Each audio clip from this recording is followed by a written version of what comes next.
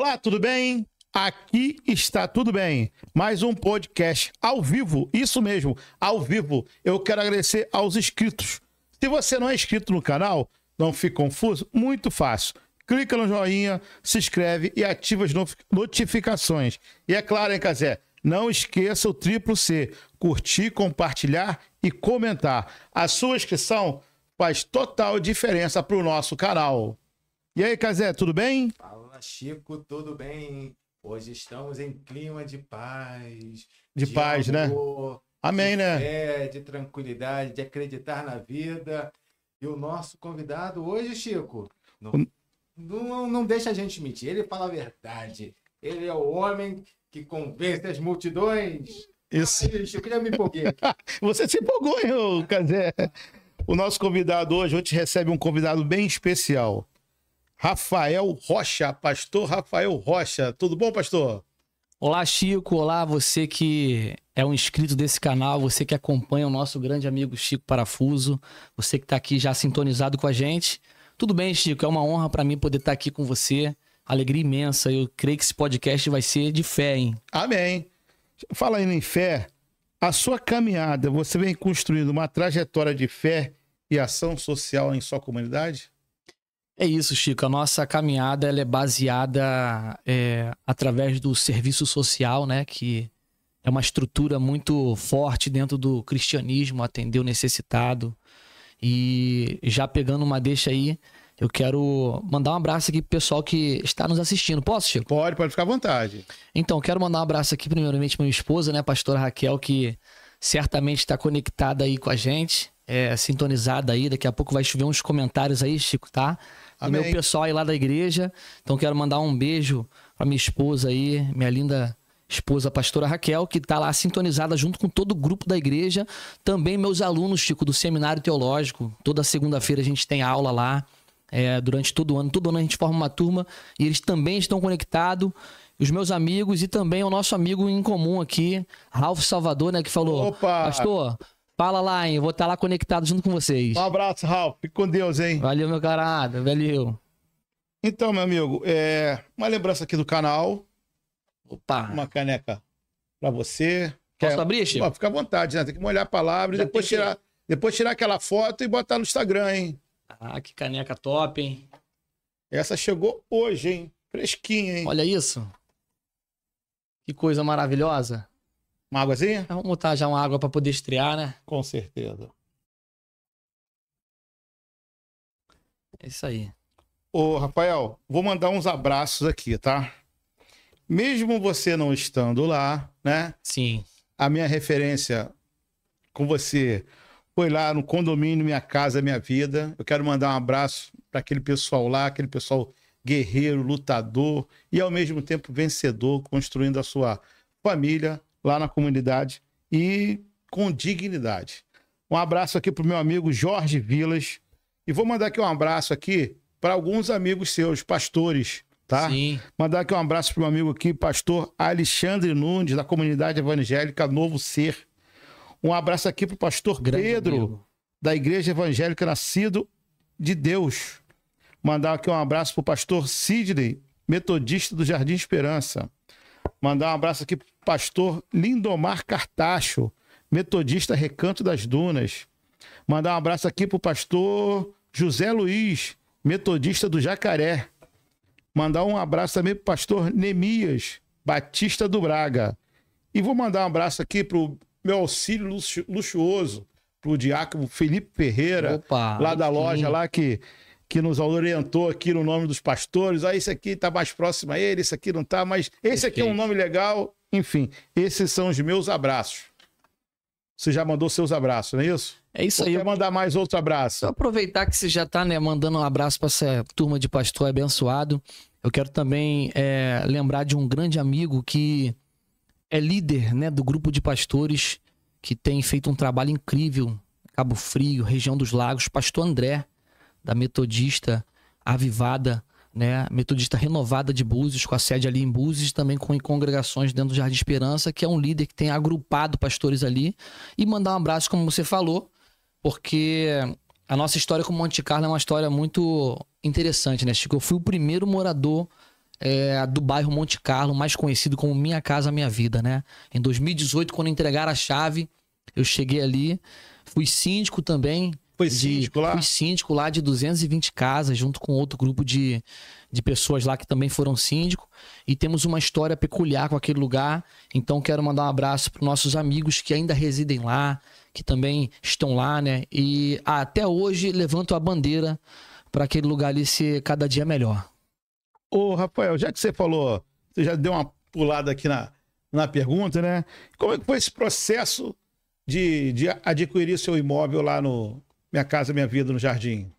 Esse processo, Chico, ele foi interessante, porque a gente estava na fila, eu e minha esposa, né? A gente fez um cadastro na prefeitura, que a prefeitura era responsável pela triagem, né? Do empreendimento. Porque cada história de aquisição de um imóvel sempre tem uma história de sofrimento e para adquirir. E pós isso, para conquistar, que é a alegria. A dificuldade, né? Isso. E depois vem a alegria. Isso não deve ter sido muito diferente para você também, né? Não foi diferente não, porque a gente estava num momento da nossa vida, né? Casado e buscando o nosso lugar ao sol também, construindo as coisas. E a gente até nesse momento vivíamos de aluguel, né? E aí, depois de ter feito esse cadastro, permanecemos no cadastro por quase 6 anos. Olha como que a gente descobriu. 6 anos, hein? 6 anos lá. Agora, o mais interessante, como que a gente descobriu que tinha sido sorteado? Estávamos num dia comum, quando de repente alguém marcou minha esposa numa postagem que rodou o Facebook, né? Porque devido a tanto tempo ter passado, o número de telefone de algumas pessoas já tinha mudado. Então, como é que eles iam achar essas pessoas? E aí postaram algo no Facebook. E aí uma tia minha viu o nome da minha esposa lá, na lista. E aí marcou ela, falou, você é uma das contempladas da casa, do empreendimento ali, do financiamento da Casa da Caixa. E aí foi uma alegria, né? E aí teve todo um processo até a gente conseguir pegar essa chave, mas foi um sofrimento. E aquilo ali fez parte de um momento muito marcante na nossa vida, que foi a primeira casa que verdadeiramente foi nossa, a casa própria. Eu posso também falar uma situação que aconteceu comigo, mas o meu caso foi na venda da minha casa. Quando eu vendi a minha casa para construir a loja. Foi um parto, porque eu vendi a casa e fiquei 9 meses para receber o dinheiro. Eu recebi o sinal. Sim. De 20%. E a Caixa, a pessoa que vendeu, como ela recebeu a comissão antecipada, ela meio que deixou à vontade. Ficou mais relaxado. Mas até que chegou uma hora, cara, que eu fui lá, cara, deu um esculacho, me dá documentação que eu vou resolver isso. Fui para dentro da Caixa Econômica. Eu sei que eu passei o dia todo assim, ó. Entra, sai, qual documento precisa? E você sabe que quando é órgão público, né, como é que é, né? Questões públicas tem que estar em cima. À disposição ali para poder resolver. Mas graças a Deus, nesse dia, foi até o finado Pitágoras, ele me ajudou, né, para poder resolver esse problema. Sim. E, enfim, saiu dali. Dias depois já estava recebendo o dinheiro da Caixa dela pela venda do imóvel e trabalhando em montar a loja, né? Sim, sim. Então sempre tem uma história de abrir mão, renunciar a algo, superar uma barreira que se colocou diante de você, né? Então, assim, a história do vencedor, ela passa por esse processo. E a gente não foi diferente. A gente, até alguns meses atrás, ainda estamos lá, morando lá dentro do Monte Carlo, né? E lá temos muitos amigos, né? Graças a Deus. E falar de vencedor, quem é Rafael Rocha? Rafael Rocha. Rafael Rocha é o jovem menino, né? Filho de um sargento do bombeiro. Quero mandar também um abraço pro meu pai, que naturalmente, se não estiver agora assistindo, ele vai assistir daqui a pouquinho. Sargento do bombeiro, morador de Nova Iguaçu, nasci em Nova Iguaçu, no Rio de Janeiro. Não sou minhoca da terra, né, como muitos dizem, mas já me sinto também, né, participante de Cabo Frio. Então, com 11 anos, Chico, de idade, eu tive a perca, né, muito prematura da minha mãe. Minha mãe faleceu, eu tinha 11 anos, meu irmão 7. E ali começou também uma história de superação lá atrás. Meu pai sempre trabalhando e a gente acabou sendo criado pelo meu pai, junto com minha avó. E ali vim pra cá, pra Cabo Frio, com 12 anos para 13 anos de idade. Hoje já tem aí uns 20 anos aqui na terra de Cabo Frio. Mas é o jovem que tinha tudo para dar errado. Você? Tinha tudo para dar errado, Chico. Onde eu morava em Nova Iguaçu, a gente sabe que Nova Iguaçu, né, algumas regiões do Rio de Janeiro, a criminalidade ela impera, a facilidade por alguns caminhos, né, tortuosos, ele se apresenta a todo instante. E nasci com aquilo dali diante de mim, né, e tive que ter muita cabeça com uma perda familiar muito recente. Uma criança, né, que teve que escolher o lado certo. Então, assim, eu sempre digo, tinha tudo para dar errado, mas deu certo. E a gente veio parar aqui em Cabo Frio, né? Eram 14 irmãos. 14? Junto com meu pai, né? Meu pai é o mais velho, inclusive. Ele é o primogênito da família. Não, 14 irmãos dele. Isso. 14 irmãos dele. E através de um que veio para Cabo Frio, é que veio toda a família depois, posteriormente, né? Então a nossa história, ela começa lá em Nova Iguaçu. Eu queria que você, quando você está falando Nova Iguaçu, só para poder logo pegar esse gancho, eu queria que você falasse mais das suas raízes lá de Nova Iguaçu. Então, hoje eu ainda tenho muitos familiares que moram lá, né, Chico? A gente tem muitos familiares que residem lá em Nova Iguaçu ainda. A gente está sempre em contato, visitando. E sempre fui muito voltado para a área do esporte, né? Isso me ajudou muito. Sempre joguei bola, né? E até meu filho, ele seguiu esse caminho aí e continua até hoje. Então, o esporte, né? Ele conseguiu me dar um desafogo, certo? Dessas circunstâncias que a gente passava internamente, né? Porque a maior prisão é a prisão invisível da mente, né? É uma mente limitada. Então você que está nos assistindo aí, às vezes a limitação, ela não é o cenário ambiente, mas é a mente que já não tem mais perspectiva de futuro. Que faz aquele cenário. Que faz aquele cenário do lado de fora ele se tornar uma realidade, né? Então eu tinha do lado de fora muitas catástrofes acontecendo. Mas dentro de mim eu tinha uma convicção. E você, Rafael, ali bem jovem, bem garoto, e você vendo toda essa situação acontecendo ao seu entorno, o futebol te sustentava para não ir para esse caminho? Sim, porque não foi falta de oportunidade, né? Não foi falta de oportunidade porque... Você era convidado? Sim, era aliciado para tentar fazer coisas erradas. Graças a Deus nunca me meti, nunca me envolvi, né, com coisa errada.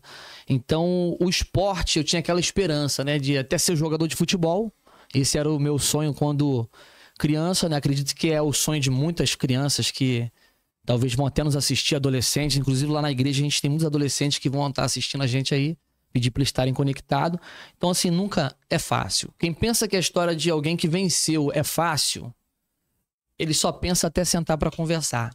Então ali a gente teve muita oportunidade de ir para o caminho errado. Mas o esporte ele deu essa sustentabilidade, essa perspectiva de que tinha algo fora dessa realidade que se apresentava. É Rafael e mais quantos irmãos? Rafael e Felipe, né? Nós somos 2 e tem mais um agora que é o Luan, que é o caçula. Ah, tá. Né? Então somos três homens. 3 homens. Mas homens. nesse caso lá em Nova Iguaçu, quando a sua mãe faleceu... Somente eu e meu irmão. E seu irmão e o seu pai... Sargento Sargento do bombeiro. Do bombeiro. Isso, combatente. Que deu toda essa estrutura para vocês dois. Sim, que essa foi sustentabilidade. Pai e mãe, né? ao mesmo tempo. Exatamente. Então a base familiar também foi importante dentro desse processo, né? Perfeito, porque graças a Deus a gente teve uma paternidade, né? E a paternidade, ela é comprovada que ela molda o caráter. Então a ausência da paternidade, ao mesmo tempo que traz muitas coisas negativas, a presença ela traz coisa positiva. Então eu via no meu pai a imagem de alguém que deu certo, que estudou, que também na época morando em Nova Iguaçu. Morando em Nova Iguaçu. Na época que meu pai é natural de Belém do Pará, né? Natural de Belém do Pará. E isso, do norte. Então, assim, ele conseguiu estudar, conseguiu fazer o concurso, conseguiu vencer, seguir essa profissão, e eu via nele alguém que deu certo. O seu pai é do interior do Belém do Pará? Não, de Belém do Pará mesmo. Belém Capital. Do Pará. Isso, Belém do Pará. Mas você vê a dificuldade, né? A gente está falando de Nova Iguaçu, que tem todos os intempéries, e o seu pai veio lá de Belém do Pará. Isso. Acredito que também com dificuldade lá. Muita dificuldade, até maior do que eu que tive. Muito maior do que você teve. Maior. Para poder vir aqui para o Rio de Janeiro, estudar, se formar, ser bombeiro, formar a família e sustentar. Então, viu que o grau de dificuldade que seu pai Perfeito. passou para poder estar segurando você e uma coisa boa que eu tive é que o que ele passou eu não passei. Meu pai ele tinha que estudar e trabalhar para ajudar a sustentar os irmãos. Que eram 14. Isso, exatamente. Então ele, galera, então ele foi um segundo pai também para toda essa galera que veio. Ele é o mais velho. Ele é o mais velho. Aí. Ele é o mais velho. Ainda tem essa onda aí de responsabilidade com os irmãos. Cara. Exatamente. Então ele trabalhava e estudava. Eu, graças a Deus, ele conseguiu me dar uma condição de eu estudar e me dedicar no esporte. Já foi um avanço. Já foi um avanço, entendeu? Que veio de uma dificuldade muito grande, mas foi um avanço significativo que eu peguei aquilo dali pra mim e falei, não, se ele passou por coisas piores e conseguiu, por que eu vou me apegar ao que está acontecendo pra lá na frente talvez me vitimizar ou dizer que eu não fui por causa disso? Então, eu busquei esse lado positivo da história. Rafael, você falou que teve um tio seu que veio para Cabo Frio, não é isso? E depois a galera toda veio. Isso. Como é que foi isso? Essa minha tia, ela é uma aventureira, né? É uma tia? Quero mandar um beijo para ela, Midian, né? Mora hoje no Vinhanteiro. Hoje ela mora no Vinhanteiro. E lá atrás ela veio para cá, casou lá no Rio, né? Mas veio para cá. Aqui Cabo Frio era a terra onde a gente vinha passar só as férias. Na casa dela, e ela com aquele negócio, ela é da antiga feira, vendia miçanga, aqueles cordãozinhos, aquele negócio que o artesão faz, né? Na sua própria mão, então ela tinha barraquinha ali, era dessa época. E a gente vinha passar essas férias na casa dela. Então ela foi a pioneira que abriu esse caminho e a gente foi migrando, né? Migrando, porque a gente sabe que Cabo Frio, pra quem tá aqui, pode não ser mil maravilhas, mas é melhor do que muitos lugares. Com certeza, né? com certeza. Estão ao nosso redor e na capital, nas regiões. Não tenho certeza disso. Perfeito. Rafael, e o chamado? Eu posso contar uma história sobre esse chamado? Rapaz, você deve contar, Barão. Eu creio que você que tá me ouvindo aí... Deve contar, rapaz. Chico, isso é uma história interessante. Por quê? A história pastoral... E deixa eu te fazer a pergunta. A sua família, ela já era cristã? Tinha uma base cristã ou não? Sim, sim. A minha avó e o meu avô, eles sempre foram cristãos. Na verdade, eles se converteram lá, né? Bem novos, se casaram, né? Minha avó de Manaus, olha só, hein? Minha avó de Manaus e meu avô de Belém. Foram se conhecer, se casaram e vieram morar no Rio. Olha como é que é a história, né? De migração dessa família. E aí, essa história, ela vai incentivar, eu creio, Chico, pessoas que têm uma missão. Eu creio que isso é uma missão. Eu, com 3 anos de idade, inclusive essa minha tia conta essa história. Com 3 anos de idade, eu estava, né? Ela estava junto com minha mãe num culto. 3 anos de idade? Eu com 3 anos de idade, ela com minha mãe num culto. Num culto na igreja Deus e Amor. Posso falar aqui o nome? À vontade. Culto na igreja Deus e Amor. E elas ali cultuando, quando de repente o dirigente, o pastor daquela igreja... Ele pergunta assim, ó, quem é a mãe dessa criança aí que tá andando aí na igreja aí? Ela achando que o pastor ia repreender ela, né? Ela ficou meio acanhada, minha tia já falou, apontou logo e falou, aqui ó, caguetou ela. Caguetou ela e falou aqui ó, essa é a mãe. E aí esse pastor usado por Deus, ele vira através de uma revelação divina e diz pra minha mãe assim, cuida bem desse menino. Porque esse menino é pastor das minhas ovelhas. Deus falando através da boca dele. Mas tem um porém. Aqui tá o desespero da história. Ele falou assim, mas tem um porém. Você não vai ver. Ih, rapaz. Mas eu vou cumprir na vida dele. Forte, hein, Barão? Muito forte. A minha tia conta que a minha mãe saiu daquele culto desesperada. Achando que ia morrer no dia seguinte ou que ia acontecer alguma coisa. Eu tinha 3 anos de idade. E aí passou-se anos, né? E... Esqueceu, né? Esqueceu, passou-se anos ali, 7, 8 anos. Você tinha quantos anos? 11 anos. Então, 11 anos. Ela faleceu, eu tinha 11 anos. E aí passou-se mais um tempo, né? Nessa fase minha, Chico, de adolescência e juventude, eu não estava na igreja. Eu voltei para a igreja, né? Me convertendo verdadeiramente aos 18 anos de idade, né? Eu quero contar essa história sobre a minha conversão. Que isso aconteceu de uma forma muito especial. E aí, concluindo essa história desse chamado, ele disse isso para minha mãe. E com 11 anos ela veio falecer.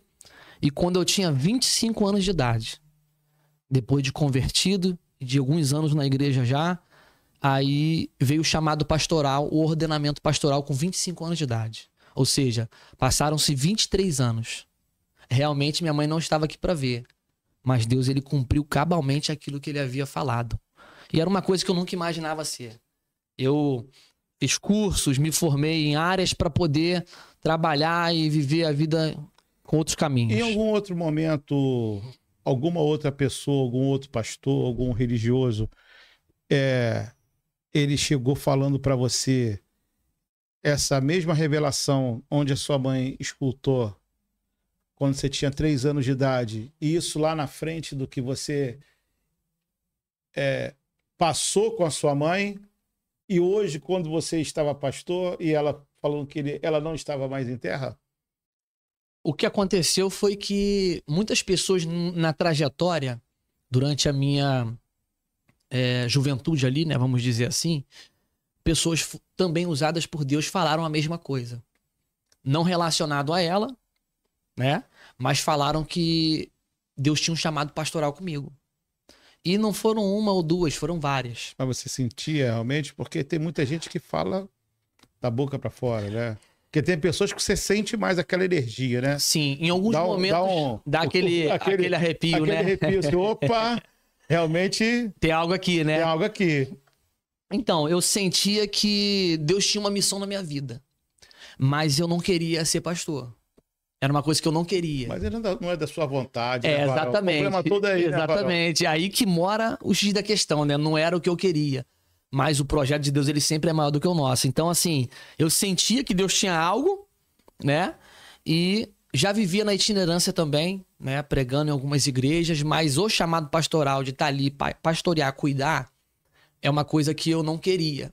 Mas eu tinha o perfil para aquilo dali, né? Isso é uma coisa que Deus, ele enxerga em nós, uma capacidade que a gente não enxerga. Então, Deus, ele viu, ele usou pessoas, cumpriu isso na minha vida, né? E aí depois também que ele me deu, eu também não quero mais voltar atrás. Porque é aquele negócio, né? Agora você está seguindo adiante, né? Agora você segue, né? Você falou um outro detalhe que você queria falar? O detalhe da minha conversão. Da sua conversão. Eu tinha 18 para 19 anos. Eu estava num bar. Eu vivi uma vida... Você bebia, rapaz? Bebia. Mesmo, rapaz? Já bebi muito, já saí muito pra noitada, pra balada, pra baile funk. Já fui, né? E aí o que acontece? Inclusive, já cheguei a beber com meu pai, Chico. Olha a história. Já cheguei a beber com meu pai, que meu pai, ele nunca foi criado dentro, né, do berço evangélico, mas é aquele negócio, cada um tem a sua história, né? Então chega um momento que você tem que assumir o protagonismo da sua história. É como Deus é tão democrático, né? Sim, ele permite onde você quiser caminhar, né? Exatamente. E aí tem uma história interessante, Chico, depois você me lembra. Eu fiz o casamento do meu pai. Eu realizei como, né? Eu sou juiz de paz, eu celebro casamentos, então eu realizei o casamento do meu pai. Posteriormente, que isso aconteceu alguns anos atrás agora. Batizei ele nas águas, mas deixa eu contar da minha conversão. Isso aí. Eu comecei a trabalhar, Chico, eu creio que você tem essa informação. Comecei a trabalhar na peixaria Yasmin. Isso quando eu era jovem, lá no bairro do Peró. Daniel, né? Falecido Daniel, foi um amigão. Trabalhei ali 4 anos com ele na peixaria Yasmin no Peró, em Cabo Frio. Seu primeiro emprego? Meu primeiro emprego foi na peixaria. Abriu as portas. Exatamente. E ali eu trabalhando, e aí eu vivi esse tipo de vida, bebia, não tinha esse comprometimento com Deus. Não tinha despertado ainda aquela palavra que Deus havia liberado lá. Tinha 18 anos, né? Como eu disse, eu fui ser ordenado com 25. Então... Uma idadezinha que todo mundo quer liberdade. Todo mundo quer experimentar. 16, 17, 18... Né? Muitos falam, mas você quer, às vezes, quebrar a cara para poder realmente pagar para ver, né? Como dizem. Então, tava dentro de um bar, Chico, bebendo e jogando sinuca, no Peró. Quando, de repente, entra um homem dentro desse bar. E esse homem, ele tinha um câncer na garganta. E era muito grande esse câncer. E eu lembro como se fosse hoje. Eu naquele brilho da bebida, jogando sinuca, me divertindo. De repente ele entrou, ele virou pra mim e falou exatamente essas palavras. Ele disse assim, ó, eu tenho pouco tempo de vida, mas o seu lugar não é aqui dentro. Ele não falou o nome de Deus, ele não falou nada, mas ele liberou essa palavra. Daquela noite em diante eu nunca mais fui o mesmo, Chico. Daquela noite em diante, aquelas palavras começaram a ecoar dentro de mim. Como quem diz, você está fora do propósito original para que você foi chamado. E quando você está fora do propósito original, muita coisa não faz sentido. E depois eu fui parar naquela noite, mesmo ao brilho de do álcool daquela bebida, eu consegui dentro de mim fazer uma autoanálise. E eu falei, o que eu estou fazendo aqui? Ele quis dizer o que para mim? Que eu tenho um futuro. Que eu tenho condição de viver algo diferente daquilo dali. A minha conversão, ela aconteceu ali, Chico. Porque a conversão verdadeira não é o estereótipo. A conversão verdadeira é dentro do nosso interior. Quando algo muda dentro de nós. É o mais difícil, né, Rafael? Exatamente. É por isso que a palavra de Deus diz em Romanos assim, Chico, ó, não vos conformeis com este mundo, mas sede transformado pela renovação do vosso entendimento, para que você possa experimentar a boa, perfeita e agradável vontade de Deus. Então, eu só experimento a perfeita, a boa e agradável vontade de Deus quando eu tenho a minha mente transformada. Então, a primeira transformação acontece na nossa mente, né? Ali você consegue mandar um comando para todo o seu corpo. Então ali minha conversão ela se deu nessa palavra. Depois dessa palavra eu nunca mais fui o mesmo. Eu ainda saí para beber algumas vezes posteriormente, ainda saí para curtir. Mas a palavra não saía de você. A palavra não saía da minha cabeça e aonde eu estava, aquela palavra ecoava. O que você está fazendo aqui? E aí eu procurei a igreja do meu tio, né? Porque eu tenho um tio e uma tia que eles eram pastores na época, com 2 brincos, um em cada orelha, de bermuda, do jeito que eu tava. Chapéu na cabeça, entrei dentro da igreja e comecei a caminhar. Porque tem gente que acha, Chico, que a mudança ela acontece da noite pro dia. A mudança ela é uma construção diária, mudança de hábitos, mudança de comportamento, amizades. Então isso é uma construção que vai acontecendo. E aí eu entrei na igreja daquele jeito que eu tava. Comecei só a frequentar os cultos, com aquele chapéu de brinco na orelha e tudo mais. Quando de repente a palavra de Deus ela foi fazendo sentido. Eu fui me encaixando dentro do propósito que Deus estava querendo. Demorou. Aí você foi se desmontando? Aí eu fui me desmontando das minhas convicções, né? Tira o brinco, pá. Hoje eu botei brinco, pá. Tirei um brinco, aí outro tirou outro brinco. Agora eu vou tirar o chapéu, mais ou menos assim? Mais ou menos assim. Ou foi tudo de vez? Não, foi mais ou menos assim. E tem uma história interessante sobre os propósitos, né, da minha conversão, que depois dessa palavra eu comecei a caminhar, sem ninguém me forçar, sem ninguém me convidar. Eu comecei a buscar. Porque a Bíblia diz, sabe o quê, Chico? Quem que acha Deus? A Bíblia não diz que é o cristão que acha Deus. Não é o espírita que acha Deus. A Bíblia diz que sabe quem acha Deus? Aquele que busca de todo o coração. Então, independente de qualquer coisa, se a pessoa buscar a Deus de todo o coração, ela vai encontrar Ele. E ali eu comecei a buscar. Eu falei, eu quero ver se Deus tem alguma coisa comigo mesmo. E aí comecei a ir. No dia que eu fui lá na frente na igreja para levantar minha mão, aconteceu um fato interessante que era uma campanha, né? Um culto de campanha. E o dirigente ele já estava finalizando o culto. Ele não fez aquele apelo, né, original que as igrejas protestantes faz, que era de costume fazer. Ele não fez naquele dia. E quando já ia acabar o culto, o apelo era para quem quiser aceitar Jesus. Tá. Quem quiser se render a Jesus, a viver. Vem aqui na frente. Vem aqui na frente para receber essa oração e ter o nome escrito no livro da vida. Antes dele falar, você já estava lá? Não, ele não falou. Ah, ele não falou. Ele não fez esse apelo esse dia. Esse dia não aconteceu o apelo. Mas o apelo estava dentro de você. O apelo já estava dentro de mim. E aí eu corri, avisei minha tia, fala com o pastor que tem uma pessoa assim para aceitar Jesus hoje. Sou eu. Aí foi uma alegria. E aí minha tia ficou muito feliz. E meu tio falou... O pastor era seu tio ou não? O pastor era meu tio. É meu tio casado com ela, mas né? Mas será que nessa... Uma das irmãs do meu pai. Será que nessa hora ele já não estava sentindo isso também? E estava esperando você se movimentar? Você já parou para pensar nisso? Eu acredito que sim, porque tudo é voluntário, né? Tudo que eu faço forçado. A sensibilidade dele de ser pastor, sim. Ele já estava sentindo algo em você. Exatamente. Até porque eu queria. Ninguém foi me buscar. Ninguém me chamou. Eu que estava me apresentando na presença de Deus para poder saber o que Deus tinha comigo. E a sua história, Rafael, ela não é nada muito diferente do que muitas pessoas na sua conversão. É claro que cada um tem a sua particularidade, tem a sua né? forma de ser, né? Mas o contexto geral de como que é o processo, ela é muito parecida. Sim. Não é isso? Sim. Se você pegar outras pessoas que se converteram, vai ter um encontrozinho de alguma forma. Sim, com nessa Deus. Curva aqui. Caramba, pô, aconteceu isso mesmo contigo? O cara era montado, daqui a pouco o cara se desmontou, o cara andava com a camisa tal, assim, não, agora o cara tá arrumado, o cabelo tá assim, não, tá... Muda completamente. Exatamente. E eu quero falar aqui, Chico, de uma passagem bíblica, que é bem rápido, que a maioria das pessoas, elas se convertem num momento de muita dor. Né? Como muitos dizem, não vem pelo amor, vem pela dor. Precisa acontecer alguma coisa. No meu caso, não aconteceu nada nesse momento, mas eu já tinha um histórico de perdas lá atrás. Eu já tinha um histórico, né, de questões sentimentais, internas. Então, assim, na Bíblia está relatado em Lucas 5 a história que Pedro pescou a noite toda e não pegou nada. Pedro, profissional da pesca, ele vai para o mar sabendo o que ele tinha que fazer. Só que naquela noite deu tudo errado. Naquela noite ele deu tudo errado. Tanto é que depois ele tá lavando as redes, né? Como quem diz, nós vamos parar por aqui. Deu tudo errado, frustrado. Quando quem chega na beira da praia? Jesus. Jesus chega na beira da praia. A pergunta que não quer calar. Se Pedro tivesse pescado uma grande quantidade de peixe na noite anterior, ele estaria fazendo o que agora?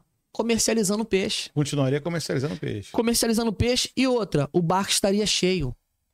Não teria espaço para Jesus. Mas como ele vem de uma pesca frustrada, o barco está vazio, tem espaço para Jesus entrar. Então, Jesus ele aparece na vida de muitas pessoas quando o barco da pessoa está vazio, quando dá tudo errado. Fez analogia aí. É ali que ele aparece para poder mudar a história daquilo que está acontecendo no momento. Então, eu venho nessa linha, sabe?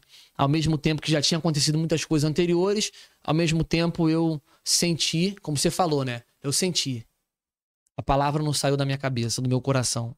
E eu me lancei e ali se deu o momento da minha conversão. E tem uma história interessante sobre isso, que talvez você que está me assistindo e que vai nos assistir aqui, as pessoas pensam, Chico, que a conversão ela se dá de uma forma abrupta, em fração de milésimo de segundo, aonde tudo tem que ser modificado. O jeito de vestir, o jeito de falar, o jeito de andar. Eu demorei 8 meses, Chico, depois que eu aceitei Jesus, a largar a bebida. Eu ia pra roda de pagode no final de semana e pra igreja na quarta-feira. Você acredita nisso? Eu tinha uns amigos que tocavam pagode, eu sempre gostei. E aí eu levava os instrumentos, eles tocavam, a gente cantava. Então, ou era disso, era bebida, pagode direto. E aí eu me converti, mas foi uma coisa que eu não consegui largar de cara. A bebida e o pagode. Então eu ia pra igreja, caminhava, mas final de semana, vamos dizer, eu tinha aquela recaída. Então, quando você tem a mente, eu tenho que me livrar de tudo para depois seguir Jesus. É uma forma de pensamento errado. Por quê? Porque a obra ela é feita nos mínimos detalhes diariamente. É uma renúncia aqui, é algo que você abre mão aqui, é o entendimento que é gerado aqui. Mas aí você também, nesse meio tempo, nesses 8 meses, a cabeça continua no seu lugar, não é aqui. Exatamente. E aí, toda vez que você ia para uma roda de pagode dessa, para algumas amizades, você lembrava daquela palavra, né? Seu lugar não é aqui. E um fato interessante é que até no monte, Chico, eu já ia na oração com a igreja, pro monte, mas ainda estava preso num determinado vício. Estava no processo. Estava num processo. Então, esse processo aí precisa ser respeitado. Ele precisa ser respeitado. As pessoas precisam entender que o evangelho, Jesus, ele não é para quem é perfeito. O propósito dele se revela na vida de pessoas imperfeitas. E o interessante de tudo isso, Rafael, é você entender isso como líder. Sim. Porque você vai entender as pessoas que vão lhe buscar. Perfeito. Né? Você não vai ser um pastor lá onde que vai chegar e cobrar o cara. Não, meu irmão, pô, isso... Não, calma aí, cara. Vamos... Eu fui assim também. É porque... E você tem história para contar para sim. eles. Olha como é que foi. Eu fiquei tanto tempo assim. Você Perfeito. acredita que eu ia na roda de samba? Pô, você acredita que eu bebia? Pô, pastor, que isso? Não, eu bebia, cara. Eu ia pra roda de samba. E hoje eu tô aqui, cara. Porque eu quero deixar uma mensagem, Chico, aqui, nessa ênfase que você deu. Toda a fala que você tá fazendo aqui são várias mensagens. São várias pérolas, né? Eu costumo dizer, pega essa pérola. Então, vou deixar mais uma pérola aqui. Toda vez que uma pessoa muda de uma forma muito repentina por causa da religião em si, ou porque alguém está impondo que ela tem que ser daquele jeito, por exemplo, se converteu, agora você tem que andar com a blusa até aqui. Inclusive, eu não ando assim todo dia, toda hora. Eu ando quando, né, eu sinto vontade. Então, quando a pessoa se veste de um jeito, porque o pastor está dizendo, quando a pessoa se comporta de um jeito, porque alguém está dizendo que ela tem que se comportar assim, ela não está se convertendo por causa de Jesus. Ela está se convertendo por causa do sistema religioso. Você falou uma coisa muito interessante. Aí sabe qual é o movimento que acontece, Chico? Quando essa pessoa se decepciona com o pastor, ele volta a fazer tudo o que ele fazia antes. Isso aí. Quando ela se decepciona com a missionária, com seja quem for, né, ou com um parente, ele volta a fazer tudo o que ele fazia antes. Por quê? Porque a mudança dele não foi motivada. Porque o que acontece? Tem uma pessoa que eu conheço que ele acabava não indo para a igreja. Ele ia para a igreja, mas ele venerava o pastor. Uhum. Isso acontece muito. E uma vez ele pegou o pastor usando droga. Nossa.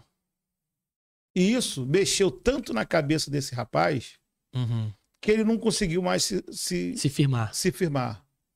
E ele tem um dom da palavra, hein? Ele conhece muito a palavra. Mas ele, por quê? Ele não via Deus. Sim. Ele viu o homem. Exatamente. Estava baseado no homem, Muitas né? vezes eu falei pra ele, cara, esquece o homem, cara. A sua caminhada é com Deus, cara. Exatamente. Esquece o homem. Porque o homem erra. O homem ele é passivo de falhas, tipo, entendeu? Porque pra teologia nós somos divididos em 3 partes. Corpo, alma e espírito. Isso é chamado de tricotomia. Então, quando eu olho pra você, eu vejo a sua parte mais fraca nesse elo. Eu só tô vendo o seu corpo. Que se cortar aqui sai sangue, que se cansa, que sente sede, que se fadiga. Mas eu não tô vendo a sua alma nem seu espírito. Ou seja, eu tô vendo só 30%, 35% da sua capacidade. Então, quando você olha pra matéria, pro corpo, pro ser humano, você vai ver falha. Se eu olhar pra você, se eu olhar pra mim, você vai ver falha em alguma coisa. Então as pessoas precisam se firmar cada vez mais. Como você falou, esse teu amigo, ele estava firmado no homem, né? E aí acontece essa questão aí, né? Esse não conseguir se firmar mais, achar que todo mundo vai fazer a mesma coisa. Rafael, vamos avançar que o tempo tá passando, hein? Como que foi o momento decisivo que você levou a fundar a igreja? Avivando Nações, não é isso? Isso, Avivando as Nações. Em julho agora nós vamos fazer 9 anos. 9 anos da Igreja Avivando as Nações, né? E tudo começou com o chamado, né? O chamado, ele veio, como eu disse anteriormente, sem eu querer. Não quis, não escolhi. Ele me escolheu. E tem pessoas que não sabem, Chico, eu vou falar aqui pra você, a diferença do chamado pros escolhidos. Já ouviu falar nisso? Você é um escolhido. Já. Você foi chamado. Qual é a diferença do chamado para o escolhido? A diferença é que o chamado, ele vem para todos. O traficante que tá lá na boca de fumo, ele também foi chamado. Você sabia? A mulher que tá lá agora no bar, na roda de samba, onde quer que ela esteja, o homem, o pai de família que não... Ele também foi chamado. Sim. A diferença dos escolhidos para o chamado é que os escolhidos disseram sim para o seu chamado. Então, Deus, como você falou anteriormente, Deus ele te dá o livre-arbítrio de você querer ou não. Mas ele tem um projeto para você. Então, quando eu disse sim para o chamado, automaticamente eu disse sim para tudo aquilo que envolvia o chamado, os ossos do ofício, né? Para tudo. E aí, no coração de Deus já tinha esse cronograma para nossa vida, de pastorear, né? De cuidar de vidas. E em 2016, dia 16 de julho, nasceu a Igreja Avivando das Nações. Eu virei para o meu presidente na época, que era de um campo bem conhecido em Araruama, mais de 40 igrejas. Eu era o presidente de missões desse campo. E aí eu virei para ele e falei, ó, Deus está falando que é para poder a gente dar início num projeto assim, assim, assim. Ele falou assim para mim, Chico, eu te libero. Eu senti de Deus. Só que tem um porém. Das duas, uma. Hoje, para você abrir uma igreja, você tem que ter alguém contigo. Tá fazendo uma oração em algum lugar. Tem que ter um grupo de pessoas com você para poder você iniciar um projeto.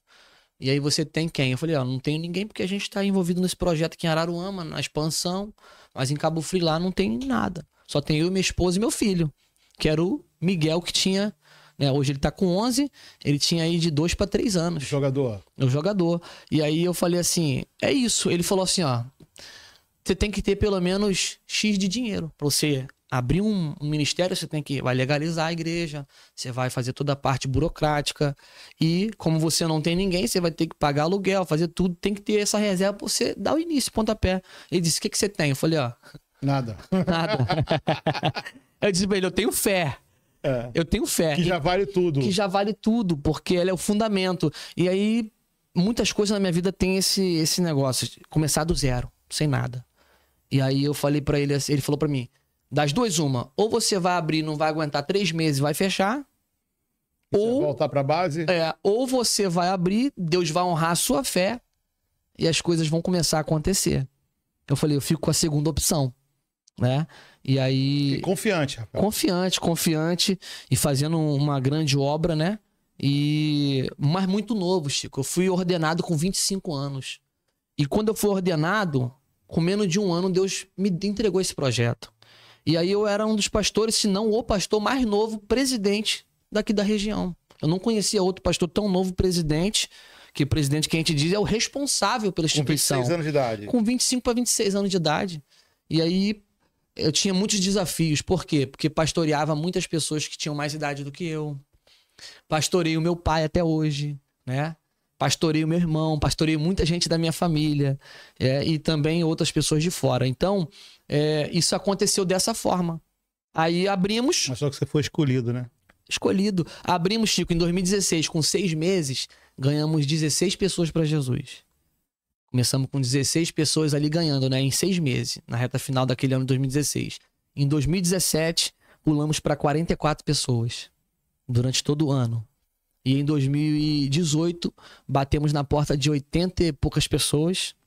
Aí em 2019, alcançamos ali um auge de 110, 120 pessoas. Ou seja, o negócio foi crescendo. A cada ano foi aumentando. A cada ano foi aumentando. Ganhando pessoas, batizando nas águas. Nós temos batismos maravilhosos feitos aqui na Praia do Forte. E ali começou o Ministério Rocha, que agora em julho vai fazer 9 anos, né? Tá na mesma rua?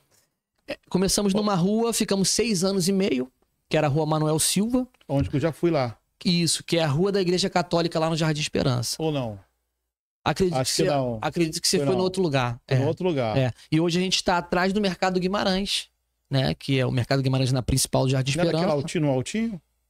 Não. A gente tá atrás do Mercado Guimarães. Tem um galpão lá atrás. Hoje a gente tá ali. Já estamos 2 anos nesse novo endereço, né? Que no caso a igreja... Então não era anterior. Isso, a igreja anterior, ela ficou pequena. E aí tivemos que ir para um espaço maior, né? Essa evolução, esse crescimento. E hoje a gente está lá atrás do Mercado Guimarães, nessa nossa... tocando ali, né? Ô, Rafael, o que é o projeto Blitz do Amor? Blitz do Amor. Esse é um projeto maravilhoso que nasceu no coração de Deus, né? Deus nos entregou esse projeto. Tudo começou com uma viagem missionária que fizemos, né, Chico? Há mais de 12 anos atrás, né? Que a gente... Eu e a pastora Raquel, nós fizemos agora em 5 de abril, 12 anos de casado, né? Temos 3 filhos e tudo homem, né? Lá em casa só tem homem. Lá em casa eu falo pra ela que Deus... É um time de futebol. Lá a gente faz homem. E ali começamos com um projeto missionário que era o Missão Kids na época. Era um projeto voltado para crianças exclusivamente. Visitamos o orfanato, fomos fazer uma viagem missionária lá em Vila Velha, Espírito Santo. E dali a gente fez um grande trabalho ali em Vila Velha, ali, com as crianças daquela região. E também depois aqui em Cabo Frio, no orfanato em São Pedro. Então a gente rodava fazendo esse trabalho. E aí o Blitz do Amor, ele nasce um pouco antes do Ministério Rocha, né? Que é a Avivando das Nações, como as pessoas também conhecem. Aí nasce o Blitz do Amor, que era um projeto voltado para moradores de rua, né? Em situação de vulnerabilidade. Crianças também, então a gente já agrupava toda essa classe aí. Crianças, orfanato, moradores de rua. Aí nasceu o Blitz do Amor, começando a servir lanche, alimento, né? Sopão na rua. Levávamos agasalho, cobertor para os moradores de rua. Isso você fazia lá atrás? Isso eu fazia lá atrás, antes da igreja existir. A igreja, né, que começou em 2016, a gente já fazia mais de 10 anos atrás. E isso também veio crescer muito na Covid, né? Exatamente, exatamente. Isso cresceu demais, demais. E é um dado impressionante, porque naquela época nós tínhamos uma quantidade de moradores de rua. Hoje a gente tem uma quantidade maior, né, de moradores de rua, mas que não ficava limitado, Chico, esse projeto a Cabo Frio. Nós já chegamos a fazer esse projeto em Araruama, certo? Fizemos esse projeto em outros lugares. Era regional, né? Era regional. Região dos Lagos a gente já visitou muitos lugares e fora do estado também. Mas era focado aqui na região dos Lagos. Porque se eu não faço aqui, como que eu vou querer fazer fora, né? Então tudo começa aonde nós estamos inseridos. E aí a gente começou esse projeto e esse projeto começou dando certo, dando certo. Mais pessoas, Chico, começaram a se agregar. Pessoas de outras igrejas, de outras denominações, falando, eu quero ajudar, eu quero fazer, eu quero doar, eu quero ir no dia. E ali a gente sentava na praça, né? Sentávamos ali na calçada, evangelizávamos levando a palavra e levando o alimento. Porque como a palavra de Deus diz, a fé sem obras, ela é morta. Então não adianta eu dizer que tenho fé se eu não pratico, que eu não faço nada, né? E ali a gente começou esse projeto, que é um projeto que depois ele migrou, que é o que você conheceu lá na Minha Casa Minha Vida. Ele migrou e a gente começou a alcançar crianças através do serviço de barbearia. Você lembra? Lembro. Cortando o cabelo das crianças, festa de Dia das Crianças, né?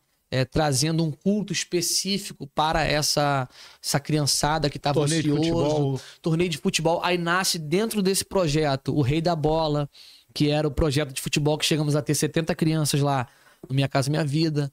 Então, assim, de uma coisa nasceu várias ramificações que vieram ligando através da necessidade que a gente conseguia enxergar ali no bairro. E essas causas sociais, a importância dela?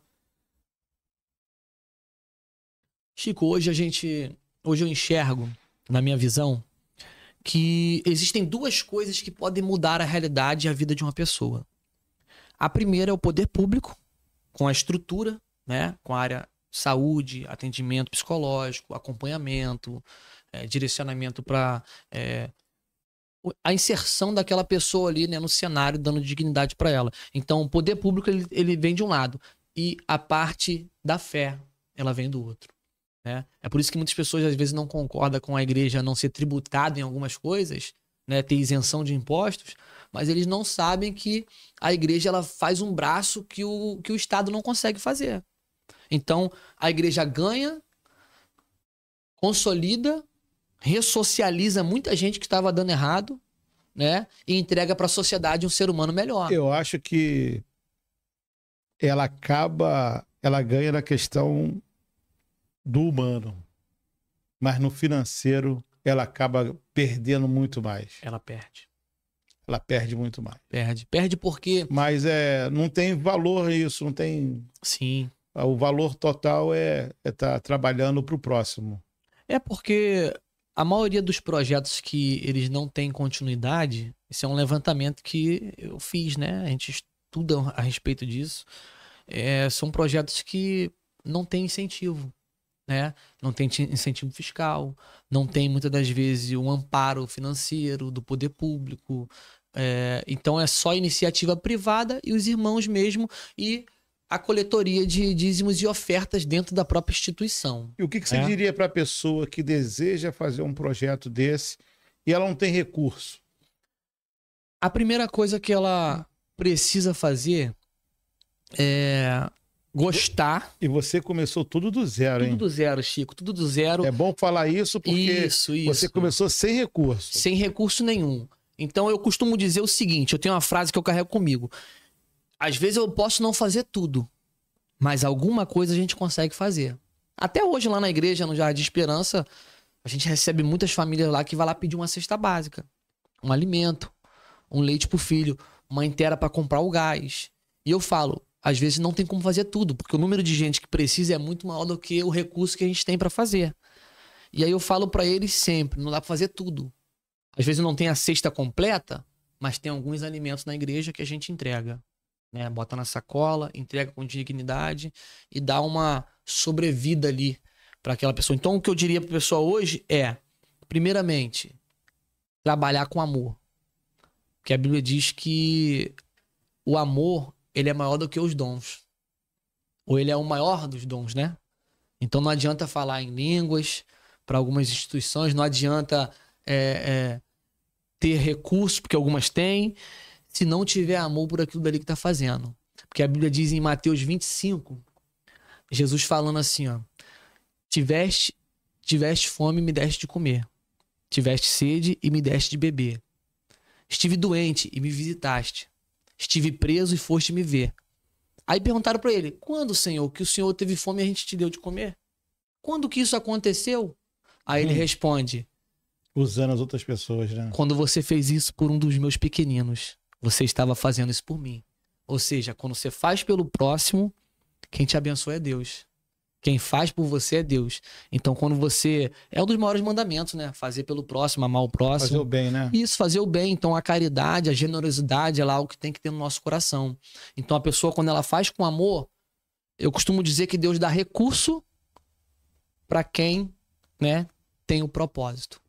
Se você tem um propósito, Deus ele vai enviar recurso. E ali começou. Poucas pessoas que não tinham muito. Ah, eu vou dar 10 pães. Ah, eu vou dar uns caixinhas de Guaravita. A gente começava a fazer o lanche, amarrava na sacolinha tudo separadinho, ia entregar para o morador de rua, tá? E fazíamos uma grande obra. E começamos com pouco. Como eu falei, às vezes não tem muito, mas tem alguma coisa. Sempre tem alguma coisa.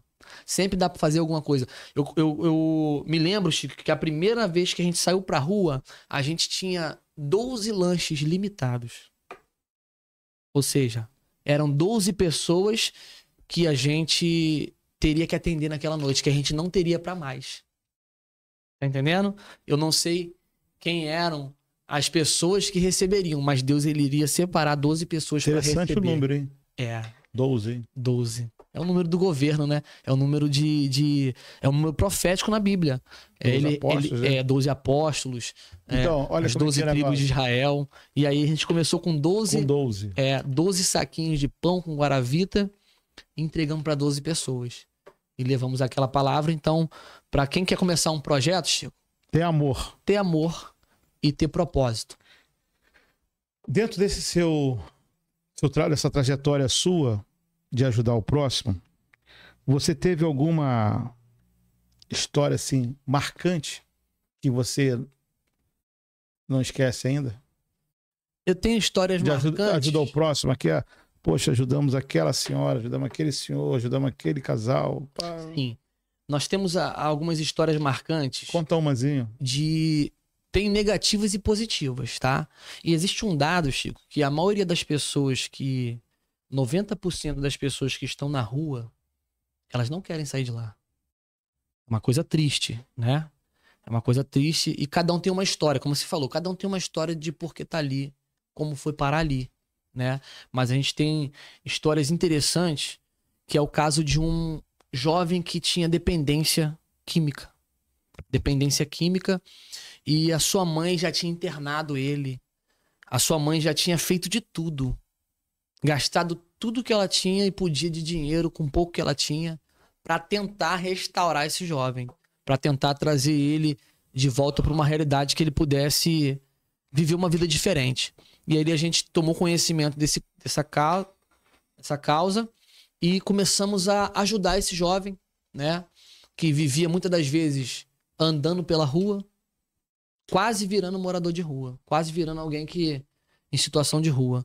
E ali ajudamos ele, levei ele para um centro de recuperação de um amigo que eu conhecia, ele tinha vindo de um outro, levei para um onde eu tinha um contato, né? Aonde eu conseguia entrar em contato frequentemente para saber acompanhar, monitorar. Chegamos depois de deixar ele lá, de enviar a cesta básica da igreja, né? Pela igreja, para ajudar lá, porque lá você tem que ajudar também, porque lá é tudo muito, sabe? Do 0800, é como você falou, que a família que não tem condição de pagar, de alguma forma tem que chegar recurso ali. Porque como é que você vai alimentar esses internos? Essas pessoas que estão lá. Então, ele chegou lá, começamos a acompanhar e sempre buscando ele para levar no culto na igreja também. E lá também tinha culto. E acompanhando ele. Acompanhando ele, porque mais importante do que ganhar é você acompanhar, consolidar e fazer esse tratamento depois. Por isso daquela frase, né? Orai e vigiai. Exatamente. Não é isso, Varão? Perfeito. E ali, Chico, a gente conseguiu, depois de 3, 4 meses nessa luta, com que esse jovem tirasse os seus documentos, que nem documento mais ele tinha. Já tinha perdido tudo, já tinha desistido mesmo da vida. Já tinha tentado suicídio algumas vezes, tomando remédio. Terrível. Já tinha feito coisas assim que... triste. E ali, dentro dessa perspectiva, levei ele para tirar alguns documentos, inclusive eu lembro. Agendamos, levamos, conduzimos. E naquela trajetória ali, a gente pôde ver uma coisa extraordinária, que foi o quê? A mudança de um jovem que estava à beira de um final da sua vida para um jovem que depois se transformou num grande homem de Deus, casou, teve filhos, né? Teve filhos e seguiu a sua vida, né? Não dando mais aquele trabalho que ele dava para sua mãe. Sua mãe ficou grata pro resto da vida com a gente na época, que eu não era sozinho, né? Eu tinha uma equipe, tinham pessoas que abraçavam essa causa. Então aquele jovem ali, ele seguiu a sua trajetória. E hoje é um jovem que se olha para ele, você não diz que ele passou por isso. Mas quando ele esteve lá, acredito que Deus enviou a gente para poder ajudar ele naquela situação. Hoje, então, é uma pessoa comum. Mora aqui no bairro, no Jardim? Ele morava em Cabo Frio, mas aí ele foi para São Paulo, né? Foi para São Paulo, conseguiu um emprego melhor lá. Amém. Entendeu? Foi para São Paulo. Inclusive era meu xará, Rafael também. Rafael também, entendeu?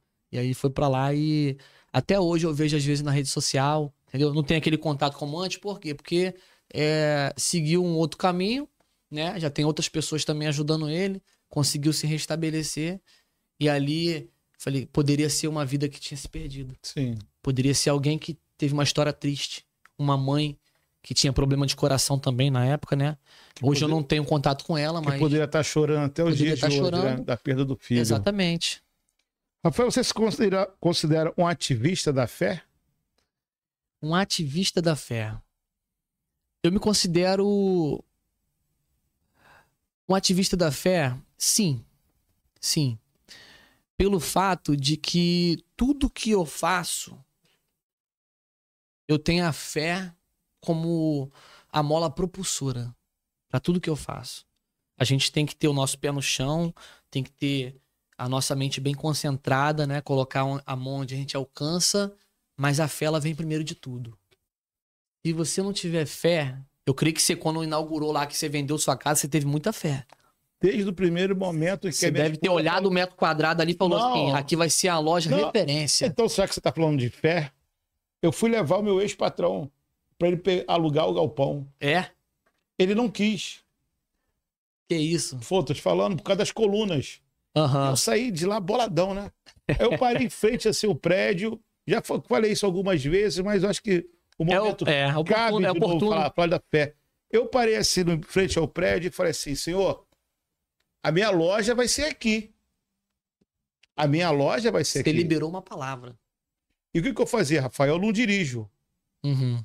A minha esposa que dirige. Sim. Aí eu tomava um gole, passa em frente à loja. Ela, você não tem loja? Você não tem. Eu tenho. Já tenho. Você não tem. Eu tenho.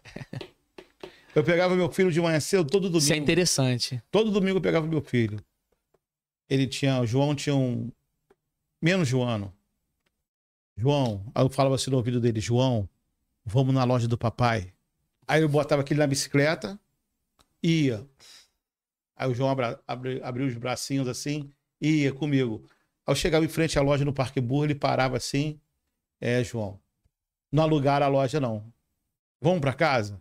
Aí eu passava na casa do amigo meu, João também. Caraca. Aí eu falava com ele, cumprimentava. Isso demorou quanto tempo, Chico, pra se concretizar? Quanto tempo? Desde quando você viu a loja que o teu patrão não quis, até o momento que você tomou posse dessa loja? Mais ou menos quase 2 anos. Perfeito. Mais ou menos isso. Ou menos do que isso. Sim. Ou menos do que isso. Sabe por quê? Porque eu vou te explicar aqui uma coisa.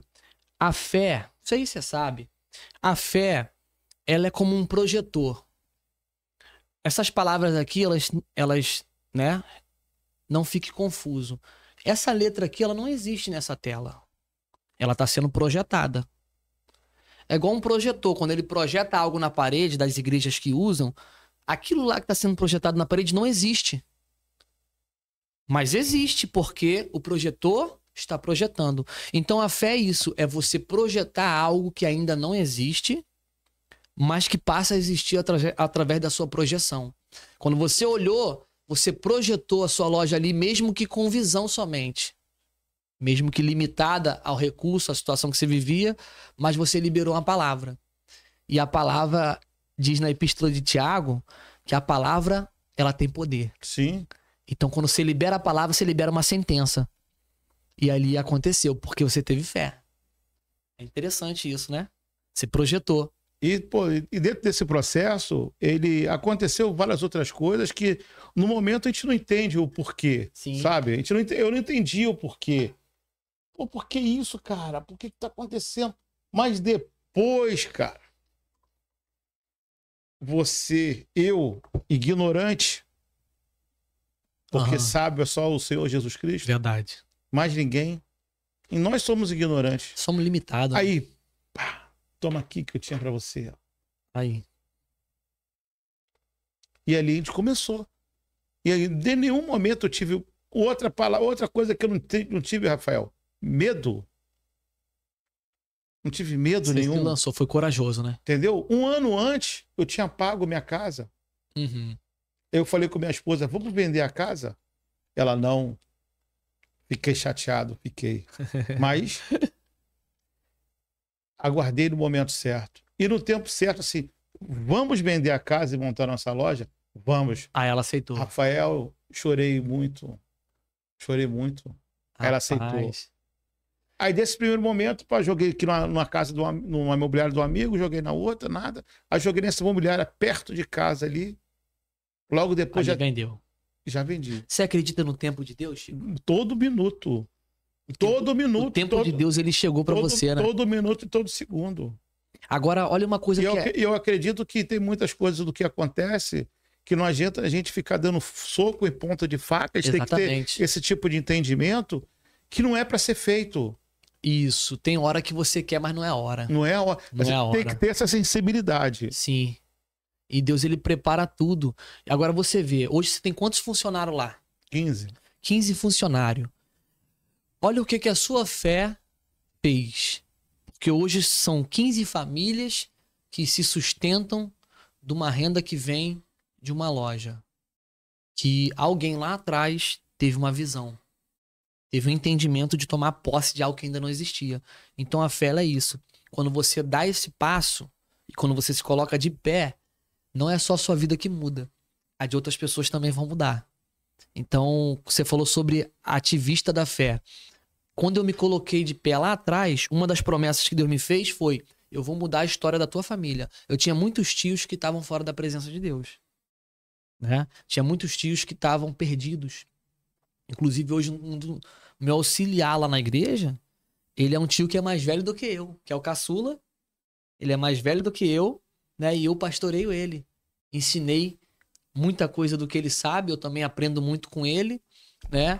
Mas o meu passo de fé lá atrás, ele modificou a história da família. História da família e a história de pessoas. Então, tudo que eu faço, eu coloco a fé em primeiro lugar. Amém. Rafael, a Páscoa. O que representa a Páscoa para você como um homem de fé? A Páscoa, ela tem um sentido muito especial, né, Chico? Porque a Páscoa para o cristão, né, para o cristão, ela representa a ressurreição de Jesus. Então nós acreditamos que Jesus ele foi vencedor dentro de um propósito, né? Então a Páscoa ela representa isso pra gente. Para os judeus, dentro do judaísmo, a Páscoa ela já tem uma representação também forte, né? Que é uma coisa muito interessante. Porque hoje nós vemos aí a situação de coelho da Páscoa, ovo de Páscoa. Mas aonde que entrou esse símbolo? Na Bíblia está registrado no capítulo 12 de Êxodo a instituição da primeira Páscoa. E como que ela aconteceu? Ela aconteceu quando, através de Moisés, Deus ele dá uma ordem, o povo está dentro do Egito e Deus quer tirar eles do Egito e levar para a Terra Prometida. E aí Deus fala, hoje eu vou tocar no Egito.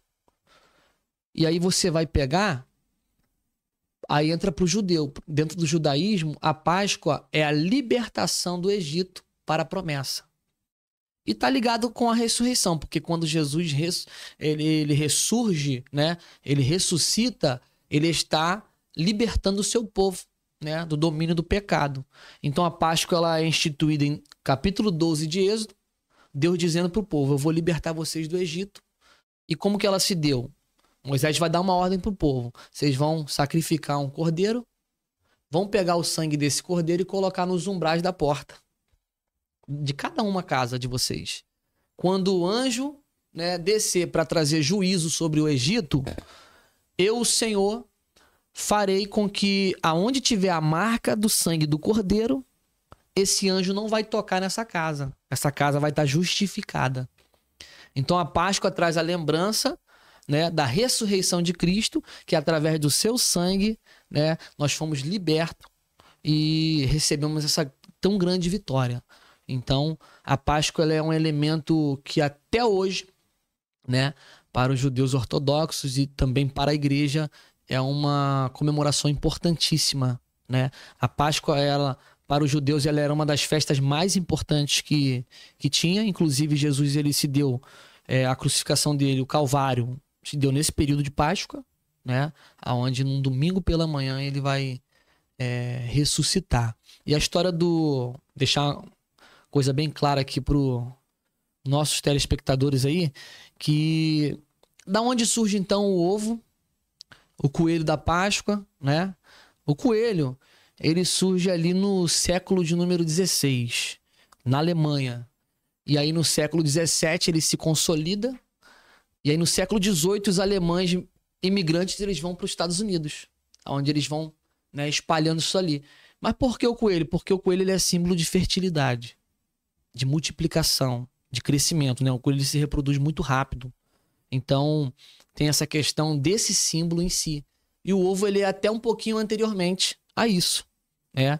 Em algumas tradições, essa questão do ovo, que trocava-se ovo de presente, isso aconteceu até antes de Jesus, tá? Essa questão da tradição, ela está inclusa em tradições chinesas, tradições francesas, então está em muitas culturas e países. Aí pegaram a cultura e começou a comercializar. Começou a comercializar e trouxe isso dali porque para o sistema capitalista é uma coisa que, né, é o que mais se vende. Vai virar a moeda, né? Isso, é o que mais se vende. Mas a gente sabe que, independente do ovo e do coelho, que o símbolo real mesmo da Páscoa é a lembrança do que Cristo fez, que ele morreu. Morreu por nós. Morreu por nós, mas ressuscitou, né, para nos libertar, né, a verdadeira Páscoa, que em hebraico é pesar, ou seja, passagem, tá? Passagem da escravidão para a libertação. Rafael, nesses tempos difíceis que vivemos, como que a ressurreição de Cristo pode nos inspirar em nossas vidas de hoje? Uma coisa linda, Chico, que eu sempre falo nas minhas pregações, é que a nossa maior vitória ela se dá no meio da nossa aparente derrota. Porque na vitória a gente aprende pouco, mas na derrota a gente aprende muito. Porque quando eu sou derrotado, ou então quando algo dá errado, eu começo a analisar onde que eu tô errando, o que que aconteceu. Então a inspiração que eu vejo é que Jesus aparentemente, né, muitos, quando ele foi morto, falou, acabou a igreja. Acabou o movimento. Acabou isso daí que ele veio trazer. Mas não. Ele, ao terceiro dia, ressuscitou e ele trouxe esperança para aqueles que estavam chorando. Então, quando algo der errado na nossa vida, ou quando nós tivermos uma aparente derrota, tem algo melhor para vir. Tem algo melhor para vir. Ali esconde-se a grande vitória. Então, na aparente derrota, veio a maior vitória da igreja e a maior vitória da humanidade, que é a redenção em Cristo Jesus. Essa é a lição. Toda vez que algo der errado, você telespectador, você que vai nos assistir e nos ouvir, quando algo der errado e quando algo fugir do seu controle e que algo descambar, lembre-se, tem algo maior reservado de Deus para chegar. Amém. Amém? Rafael, nós estamos chegando às nossas considerações finais.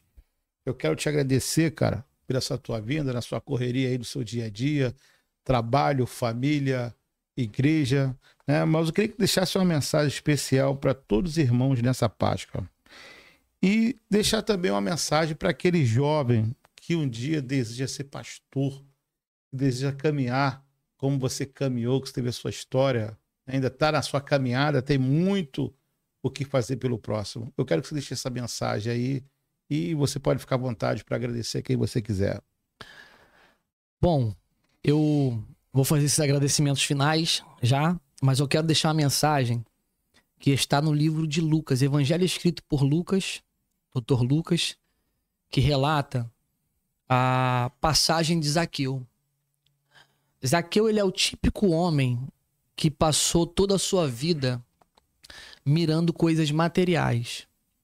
Ele cresce, a Bíblia diz que ele é um publicano, né? Ele é chefe dos publicanos, ele é alguém importante, alguém renomado dentro daquilo que ele se propôs a fazer. Ele conseguiu alcançar tudo o que ele queria. Riqueza, a Bíblia diz que Zaqueu era rico. Mas a Bíblia diz que ele subiu numa figueira para ver Jesus. E quando ele sobe, ele corre numa figueira, ele sobe numa figueira para ver Jesus. Ele subiu para ver Jesus, mas Jesus viu ele primeiro. Quando ele está em cima dessa figueira, Jesus vai olhar para ele e vai dizer: Zaqueu, desce depressa, porque hoje eu vou entrar na tua casa. Você veio atrás de mim, mas quem te encontrou foi eu. Ele sabia da existência dele ali. Ele sabia da existência de Jesus. Ele já tinha ouvido falar. Por quê, Chico? Aonde Jesus sabia da existência dele ali. Sim. Porque o publicano, Chico, ele era aquele que cobrava imposto do povo. Então ele era mal visto. Por quê? Porque ele era aquele que chegava para cobrar, para exigir. E quem não tinha, segundo a história diz, quem não tinha condição de pagar o seu imposto, perdia propriedades. A vida era muito cruel. Era muito cruel, perdia suas propriedades. E ali ele era mal visto pela sociedade. Então o que adianta? Ele tinha tudo que ele tinha, mas ele não tinha uma vida feliz. Dentro de Zaqueu tinha um vazio que só Jesus podia preencher. E ali Jesus ele vai entrar na casa de Zaqueu. Mas o que eu acho mais lindo, sabe o que é, Chico? Que Zaqueu, quando Jesus entra na sua casa, você não vai ver Jesus pedindo nada para ele. Você não vai ver Jesus dizendo para ele: Zaqueu, quero isso, quero aquilo, quero aquilo. Não. O próprio Zaqueu, quando Jesus entra na casa dele, ele vai se constranger. E ele vai dizer assim, Chico: Senhor, eu dou metade dos meus bens para os pobres. E depois ele vai dizer uma frase: e se eu defraudei alguém, eu restituo 4 vezes mais. Aquilo era coisa de alguém que estava com a consciência pesada. Porque os coletores de impostos, eles enriqueciam de maneira ilícita também. Mas ele já dava ou ele queria fazer? Não, ele decidiu fazer aquilo naquela hora. Ele era muito rico. Então, ele sabia. Porque cada um, Chico, vou te contar uma coisa aqui pra gente encerrar. Toda vez que um avião cai, a primeira coisa que a Agência Nacional de Aviação vai dizer... Caixa preta. Caixa preta. Cadê a caixa preta? Por quê? Porque na caixa preta tem as informações porque aquele avião caiu. Então, cada um de nós temos uma área que faz a gente cair. Que faz a gente... Entendeu? Então, o Zaqueu, ele sabia que o problema dele era o dinheiro. E aí, quando Jesus entra na casa dele, a presença de Jesus vai fazer Zaqueu falar: eu dou metade dos meus bens para os E pobres. ele não precisou falar nada, né? Jesus- Só a presença dele. Só a né? presença. Então Jesus não pediu. Zaqueu é quem disse: eu vou fazer. Quando Zaqueu toma essa atitude, Chico, Jesus vai liberar a palavra. Hoje a salvação entrou nessa casa. Então a mensagem que eu quero deixar para você que tem uma aspiração pastoral, para você que está me ouvindo no final desse podcast, é a seguinte mensagem: Jesus, ele precisa fazer uma obra. E ele quer fazer uma obra. Mas a obra que ele vai fazer na sua vida, na vida da sua família, não vai ser uma obra que ele vai obrigar você. Não. Ele precisa que você abra a caixa preta e diga: Senhor, é essa área que está me fazendo cair. É essa área que está me fazendo oscilar. É isso aqui que toda vez eu rodo e eu paro no mesmo problema. Jesus quer tratar o que ninguém trata. Jesus trata em Zaqueu o problema que ele tinha com dinheiro. Mas quem abriu a caixa preta foi Zaqueu. Então essa é a mensagem. Rafael, muito obrigado, Rafael, da sua vinda aí. Valeu, Chico. Valeu. Não fique confuso. Chico Parafuso é multiuso. Valeu! Valeu, galera.